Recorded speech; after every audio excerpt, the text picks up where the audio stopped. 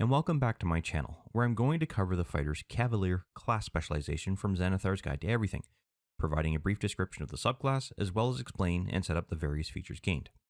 The Cavalier is the quintessential mounted combat specialist who is generally of noble birth and is as adept in court settings as they are in the saddle.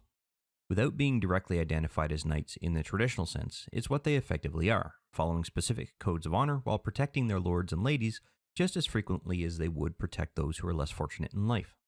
These are the kinds of people who will fight the hardest to right any wrong that would threaten anyone's way of life and take on even the most dangerous of adventures to ensure people are protected and safe from harm. But, as I've stated before, fighters get to delay their martial archetype selection until they reach level 3. However, if you are interested in taking this class, you should know this is the hardest class specialization to stat for. And the reason I say this is typically a fighter needs a decent strength while having a good constitution to soak up the damage while the party works through a given combat encounter. However, it's very difficult to get a high intelligence or wisdom stat as well as a high charisma stat to go along with the high strength and constitution stats at the same time. And it's also why it is typically one of the rarest class specializations to be played, and that is primarily due to the need of being really lucky on the dice rolls to be able to make use of this class effectively. And this is to help support the offensive-defensive roles the Cavalier is supposed to take once mounted combat is no longer feasible. In addition, the character will need to handle the verbal sparring that takes place in court, meaning they need the good intelligence, wisdom, or charisma to back up the social skills required for those situations. With that, I still encourage players to at least look at the class if they can get the right roles, as it's a very fun class and challenging class to play. I'm going to quickly drop our class into place so that we can get our class specialization prompt to be able to choose the Cavalier, and then allow us to begin actually going through all of our various features. And the first one that we're going to look at is called the bonus proficiency for the Cavalier feature, and that is because when you drop your class specialization into place, you are going to get this prompt, and that happens when you have a selection of proficiency skills that you're going to go through that are based off of your skills tab over here. In this particular case, I have history already. I don't have animal handling. I don't have insight. I already have persuasion, and I do not have performance. In this particular case, I'm going to take animal handling. And that comes down to how you're going to play your character. For example, if your intent is to primarily handle mounted combat, then animal handling will help you out the best in relation to that option. But if you're looking to get more into the historical and investigative side of things, because that's how you statted your character, then history or insight will help you out here. And the latter two are all tied to your charisma, which will help you work best in courts around the various kingdoms if your intent is to make use of any of your noble background to become more heavily involved in politics. Overall, this is going to be the hardest choice you will have to make, as it will tie directly into how you're going to play your character. The next feature your character gains is called Born to the Saddle, and it's designed to help support your expertise with handling mounts. This feature is gained as soon as you choose the Cavalier subclass, and it allows your character to gain advantage rolls to avoid a sudden fall off of your mount. And if you still manage to fall off or fail the saving throw, you won't become incapacitated and you will still manage to land on your feet. Of course, this only applies if your character only falls a distance of no more than 10 feet. Also, when you choose to mount or dismount during combat, you will only spend 5 feet of movement rather than the usual half movement someone without these skills would typically suffer. To set up this feature for your character's advantage with saving throws, it's best to choose one of two methods. The first is simply to just make use of the ADV and DIS rolls down here, although you'll be primarily using the ADV option because of your advantage rolls. Anytime that you have to make a saving throw in order to avoid falling off your mount. The only disadvantage to that, if you'll excuse the pun there, is that when you make use of this particular roll or option and make your roll in the chat log, there's no real representation as to why you actually selected advantage or even being able to make use of your skill here. So if you clicked advantage here and you rolled the acrobatic skill to avoid falling off, then again, there's no context as to why you made this particular roll in relation to preventing yourself from falling off. So the second piece is going to be a little bit more complicated to set up, but once it's set up, it becomes relatively easy to use. The first thing I'm going to do is drag and drop Born to the Saddle on our Actions tab. And then I'm going to go ahead and create a Cavalier subgroup. Or power group, I should say. I'm just going to delete this because it's not going to be applicable to this particular video. I'm also then going to add a new effect here, and I'm going to call this Born to the Saddle.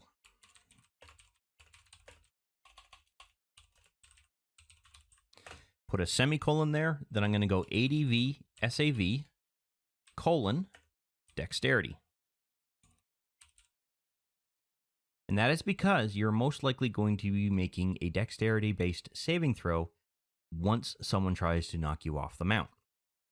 It is going to be on your own character, and it is going to expire on the next roll. And how this is going to work is as follows. Let's say that the vampire successfully managed to hit your character and is attempting to knock you off your mount. The first thing you're going to do is apply this effect to your character. Now we have a direct reference in the chat log as to why you're making this saving throw and why you're going to gain advantage on that saving throw. You're then going to attempt to roll to prevent yourself from mounting off, and in this case, we succeeded. That means that our vampire has not knocked us off the mount. Now, some players might choose to try to argue that they want to be able to make an acrobatics check. In this particular case, you are explicitly being told that you are going to be making a saving throw, and that's where you're going to gain your advantage. You will not be gaining advantage on the acrobatics check. DM might still allow you to do it, but why would you risk it when you have advantage on a saving throw versus an ability check? The final feature your character is going to gain at level 3 is the Unwavering Mark feature. It allows you to mark your target to disrupt their attacks against someone other than your own character. And it comes down to once your character successfully hits a target, you can choose to mark that target as long as the target remains within 5 feet of your character. As a result, they will gain a disadvantage roll against their next attack as long as they choose not to attack your character. The effect will last until the end of your character's next turn, or if your character is killed or becomes incapacitated, although it will also drop if someone else marks that creature with an Unwavering Mark feature, or that creature moves out of your 5-foot reach. As a side effect, if the target still manages to hit the target it attacked, as long as it was not your character will gain a bonus action on their next turn that will allow them to execute a single melee attack that will have advantage. If that attack hits, it will also do extra damage equal to half of your character's fighter level. Now, you may have noticed the very specific wording I said, as long as your attack hits a creature. And that is because when your character gains the extra attack feature of the base fighter class, you can mark each target you hit. This means that you could potentially interfere with many creatures on the battlefield, but you will only be able to make use of the special attack against one of those targets during your next turn. For example, let's say that you have now acquired enough levels to actually gain the extra attack feature. And as a result of that, you have hit 2 creatures that happen to be within 5 feet of you. You can mark both of those particular creatures. The problem is, you will only be able to potentially make your special attack against one of them. So let's say both of those creatures have both gone and they both hit the target even though they both suffer disadvantage on their rolls. You have to then choose which creature you would attack in your next turn with your special attack. You wouldn't be able to attack both of them because you can only make a single melee attack against a single creature. But what that does mean is that because you now have the extra attack feature and you're in your next turn and one of those creatures did hit someone other than your own character, you could make 3 potential attacks against that creature. Or you could make your bonus attack against that creature and execute your extra attacks against the second creature. It's entirely up to you how you do it, but the attack where you are specifying that you're using your special attack has to be against the creature that hit their target. In addition to that, there is also a limitation as to how often you can make use of this attack, and while you can continue to mark creatures, you will only be able to use your special attack a number of times equal to your character's strength modifier before your character will need to complete a long rest. The effects themselves are a little bit tricky to go through and set up.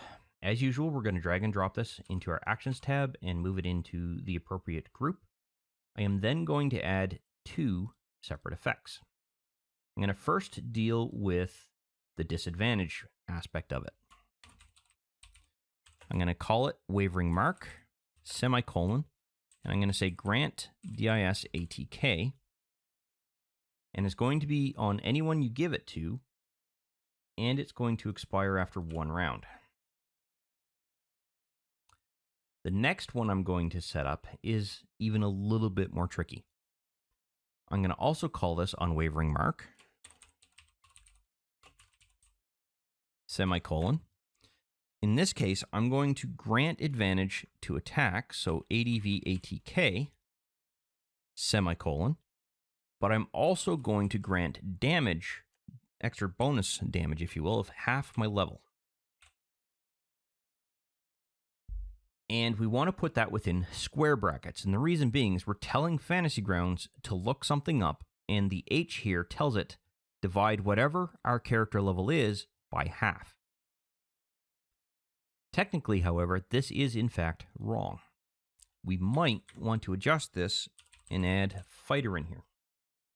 And the reason being is we want to ensure that it's our fighter level that dictates the half value, because that's what the actual effect here, or the feature, states. This will also expire after one round. And in this particular case, it's going to expire on the next roll. And we also want the attack to be melee,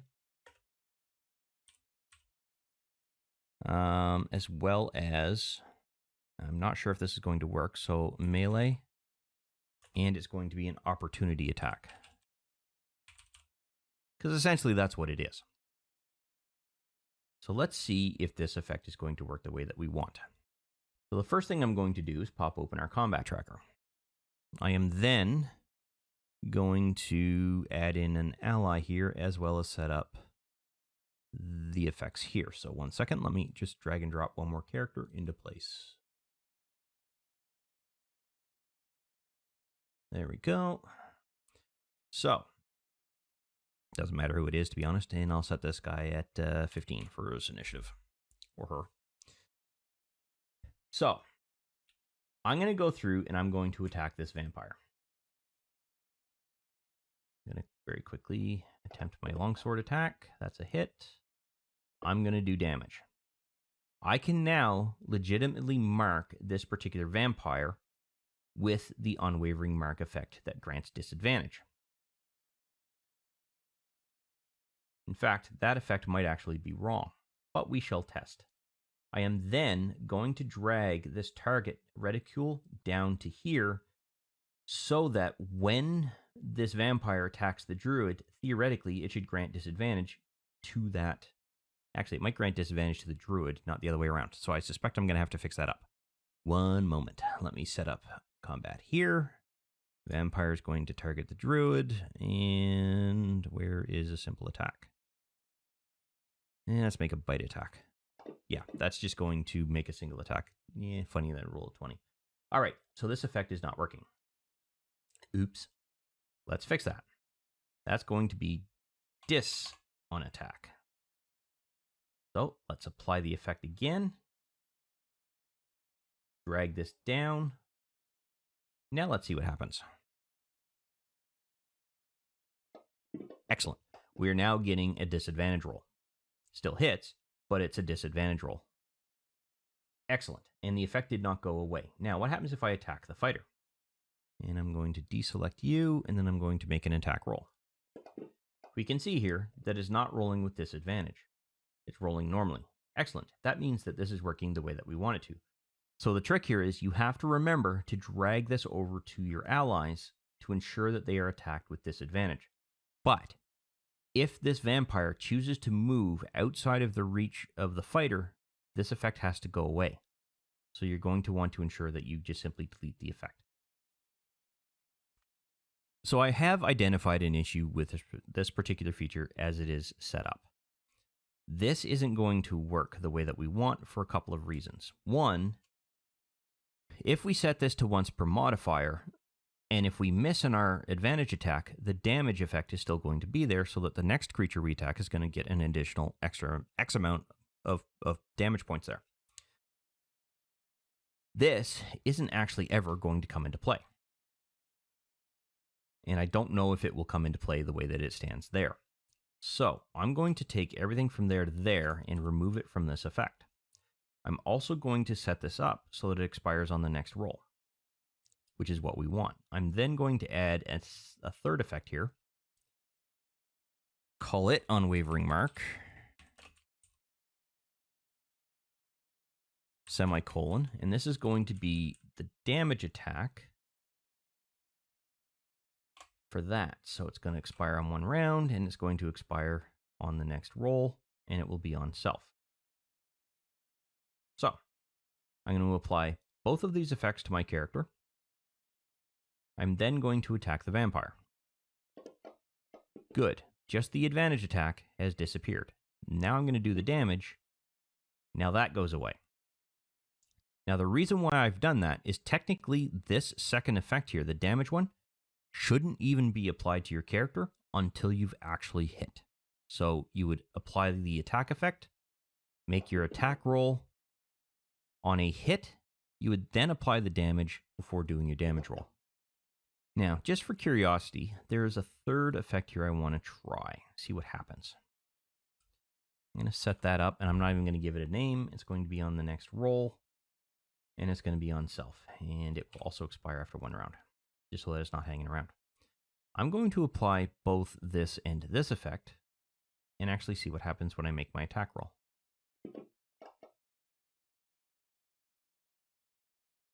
Okay, and this isn't working. So that effect is invalid. That isn't going to work. And that's perfectly fine. I'm just going to simply delete that effect. So in the end, these are the only effects we need. Now the last thing that we need to set up for Unwavering Mark is the number of uses, and that is around our strength modifier. This particular character can do this 4 times based on our modifier. So I'm going to quickly set this to preparation, and I'm going to set this to 4 daily uses. Now, when we go through and make use of Unwavering Mark, we click a pip, do what we're going to do, except for the last one. If you only have 1 pip, when you click it, it's going to go away. So you want to make sure that you click it after the fact. So you would go through, execute your effects, and then when you're done, click that to go away. At level 7, your character is going to gain access to the Warding Maneuver feature. And this feature will allow your character to potentially deflect attacks made at your character's mount, or someone else nearby. It will make use of your reaction, but if your character or a creature within 5 feet of your character that your character can see is hit, the reaction will allow your character to add 1d8 points of armor class in an attempt to deflect that attack. If, however, the attack still manages to sneak through the extra armor class, the amount of damage it deals will be reduced by half, as it will essentially be granting resistance on the target to the damage that is coming in. Your character will be able to make use of this feature a number of times equal to your character's Constitution modifier before they will need to complete a long rest to regain any spent uses. There are 2 ways that you could make use of this particular effect. Both of them are still going to require quote-unquote manual intervention, if you will. And here is why I say that. If we drag and drop warding effect into place and set it up under the appropriate group, I'm just going to minimize you and you. You'll see that there are no effects here. And that is because in relation to an armor class, you can't actually go through and set up a die roll. So if I just do this, for example, and say 1d8, that doesn't work for some reason. I'm not entirely certain why, but it doesn't work. And I can show that to you by doing this. I'm going to apply this effect to our fighter and have the vampire attack. And I still have the fighter, yep, okay. You will see here that no additional die was rolled. There's also no defense effect that gets applied here, which is what you would typically see when you're adding additional points to the armor class. And that is because the 1d8 doesn't work here. Even if you were to shorten this to just d8, anything, it won't work. It has to be a number. So, this feature is going to have to be manipulated every single time you make use of it. And that's why I say there are 2 ways that you can make use of this. The first is simply to grab a d8 and roll it inside of the chat box here. And then the DM has to figure out whether these 2 extra points will actually help the target avoid getting hit. If that is in fact not the case, or you don't like that situation, then there's a different way that we can do this. And what I mean by that is maybe the DM doesn't want to do the math. Well, that's easier to address because what we can do then is simply modify the effect here, apply the value of 2 here to the actual effect, and then drag that on to the creature or your own character before the attack actually comes in. Now when I make the attack roll, we will see that there is a defense effects of +2 here. That means that this armor class value came into play. The problem is we need to make sure that this goes away after that attack is executed. So I'm going to clean up the rest of this effect to set it up to the way that we want it to. I'm first going to call this warding maneuver, just so that there's context in the chat box as to what it actually is. I'm then going to put in a reminder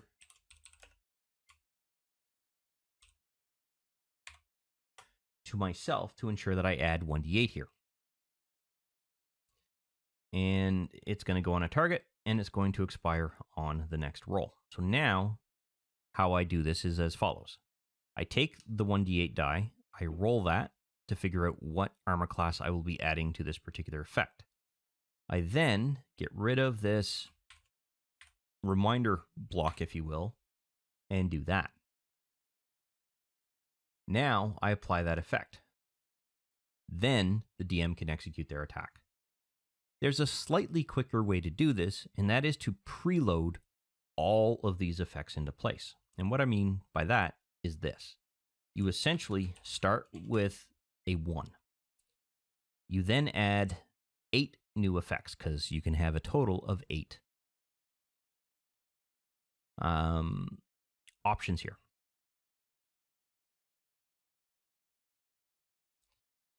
I'm going to modify this now, so I'm going to go with 2. And it's going to be on next roll. Set this up for 3. On next roll. Set this up for 4. On next roll. This will be 5. Oops. On next roll. This one will be 6. On next roll, and I need 2 new effects, or 2 more effects. And you get the point here. Essentially what I'm doing is I'm preloading this character with all of the possible dice rolls that I'm going to come up with. Now, you're not just going to willy-nilly select one of these. What you're actually going to do is execute the dice roll. In this particular case, that's a nice bonus. I'm going to get rid of both of these. Now, I'm going to apply the appropriate effect that I rolled with the dice, so I don't have to go and manipulate anything here. And then the DM can make their attack. So, and we can see now that the armor class bonus goes away, because that's exactly how this is going to work. It's a reaction. It's supposed to disappear after the incoming attack has come into play. Now, what about if the attack still manages to get through? Well, we're going to ensure, or want to ensure, that we add another effect here. And this is going to apply all of the damage resistances as we can get them. So I'm going to go warding maneuver, semicolon, and OCD, I want that in capitalized. It's also going to expire on the next roll. And because this is going to be a damage resistance, I'm going to use the keyword resist. I'm then going to simply copy and paste all of the different damage resistances that we can deal with. The reason why I've done that is because there is no restriction as to what the incoming damage type is that we're going to be able to add resistance to. It's all of it. Because there's no restriction, we can apply all of it. And that sets up that effect. So, when the vampire makes their attack, let's say that they still manage to hit the Cavalier. Now I can go in and add this warding maneuver effect before I make my actual damage roll. And what we should see here is partially resisted. Excellent, and the effect went away. Perfect, that's what we want. Now there is something else that I forgot to mention in relation to this effect. This is only going to work if your character's actively holding a melee-based weapon or is holding a shield. Either one of those are going to come into play. That is literally the only limitation for what you have to have in your hand in order to be able to make use of this feature. And the next thing is that there's going to be a limited number of times that you can use this that is going to be equal to your Constitution modifier. And again, there's a minimum of once. So we're going to also want to prepare this one for how often it can be used. And in this case, that would be 3. So I'm going to go through and make 3 daily uses and put that into place. Now, when you're in the actions modifier here, you're going to see this. So whenever you make that die roll, you're just going to want to make sure that you hover over it briefly for the tooltip to pop up before you select the right one. But if you did it the way that I did it here, it should be numerical order. So you just literally count out and away you go. And then the last effect is there at the end. The next feature your character is going to gain is called Hold the Line, and it is acquired at level 10. It will allow your character to gain more control of the battlefield by preventing creatures within your reach from being able to move around the field of combat. If any creature that is within 5 feet of your character attempts to move 5 feet or more within their movement turn, your character will gain an attack of opportunity against them, even if they are not leaving your character's reach. If your character manages to hit that creature, then their movement will be reduced to 0 for the remaining duration of their turn, on top of the damage your attack did to the creature. Now, there is a limitation to that in that because this is making use of your character's reaction to execute this attack, if multiple creatures try to pass by your character or move more than 5 feet and they are essentially near your character, you will only be able to retaliate against one of those creatures because it's a reaction. You only get a single melee attack during a reaction. Now, Hold the Line isn't something that we necessarily need to add to our actual actions tab. As a result, I'm not going to worry about that in this particular case. However, if a Dungeon Master does require you to add it because they want to be able to keep track of what features are used in the chat log, then all you do is you drag and drop it into place and then apply the appropriate power group for that. At level 15, your character is going to gain access to the Ferocious Charger Feature. And this feature allows you to potentially knock a given target prone if your character manages to charge at them in a straight line of 10 feet or more, regardless of whether your character is mounted or not. If that creature is hit by your character, they will need to make a strength-based saving throw or be knocked prone by the attack. But this does not mean you can use 10 feet of movement to charge at a creature, attack it, knock it prone, and then move on to the next target, as this feature can only be used once per turn. However, there are no other limitations on it, meaning you can use it again in the next turn. Now, because there is a saving throw that needs to be triggered here, we do want to add this to our actual actions tab. Copy that and paste that into the group. Now, the good news is that the strength saving throw and the prone effect are already in place. All we have to do is pop this open to ensure that the DC check that is here gets calculated properly. Not sure why it doesn't do it when you add the effect immediately all the time, but just simply popping that open, and if it still doesn't do it, just toggle this value here from something else and then go back to group DC, and it will update the value to match the required value that should be there. So how is this actually going to work? Well, let's say that our fighter has the action token, and they're attacking the vampire, but they also charged that vampire for 15 feet, half of their movement. Let's see if they actually hit. Yes, so they're going to hit the creature. The vampire now has to make a saving throw. And all I did was click on that. I did not target anything else because I already have that creature targeted. I didn't necessarily have to drag and drop this into place. Now the effect will apply. It won't automatically apply, but you have to click the effect to apply it. This character is now prone. Now you can do your damage. And you may have noticed that no extra damage came into play here. And that is because a prone creature doesn't necessarily suffer extra damage when they're hit, but advantage rolls do come into play when they're prone. So the next character that would have attacked the vampire would have had an advantage on their attack roll. Now, advantage rolls, again, they don't do extra damage. They just do your normal typical damage. Finally, at level 18, your character is going to gain the Vigilant Defender feature. It gives your character the means to expend more than one reaction over the course of a combat round, as long as you have not already made use of your normal reaction during the same round. And it should be noted, as far as I know, this is the only subclass that gets this capability. It will allow you to take an attack of opportunity against any creature that moves through your reach, against every creature that moves within 5 feet of your character during their movement.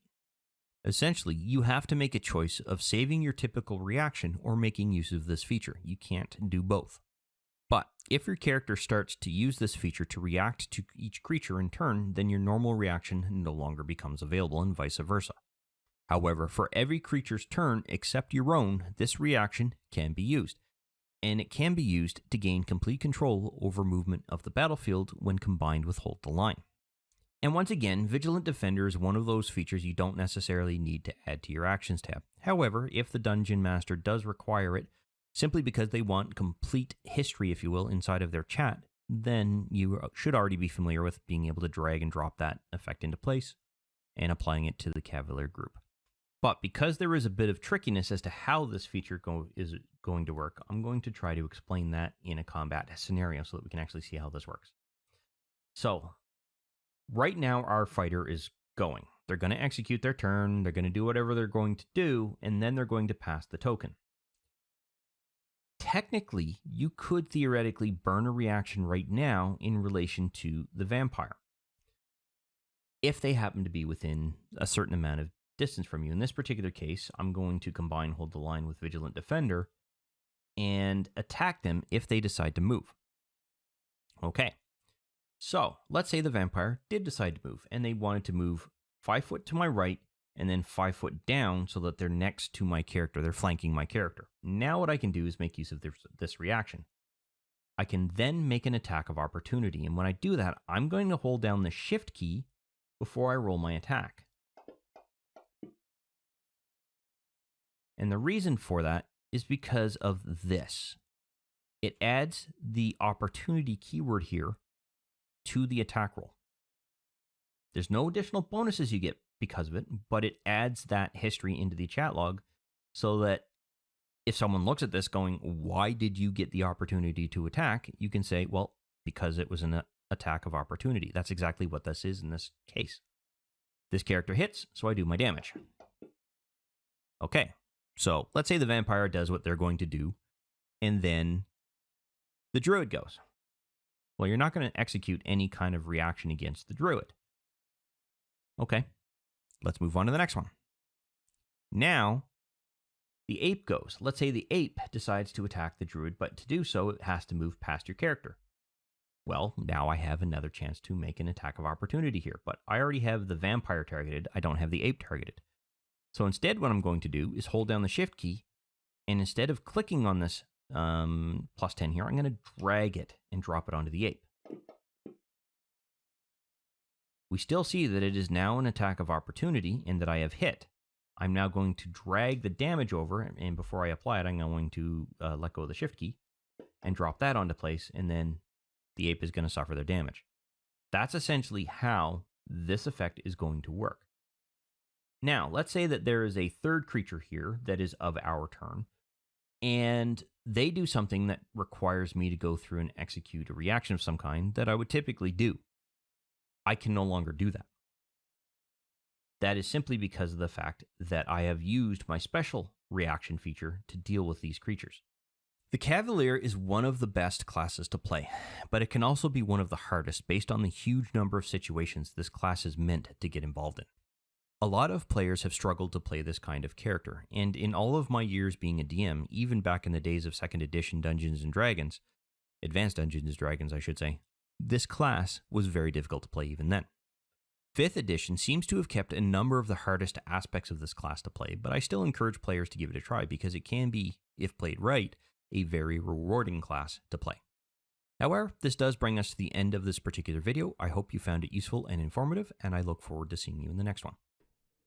I wish to thank you for taking the time to watch this particular video. I hope you found it informative and useful to familiarizing yourself with Fantasy Grounds in general, and that you had fun in the process. If you found the video useful and you liked the content of the particular video, go ahead and click that like button to let me know.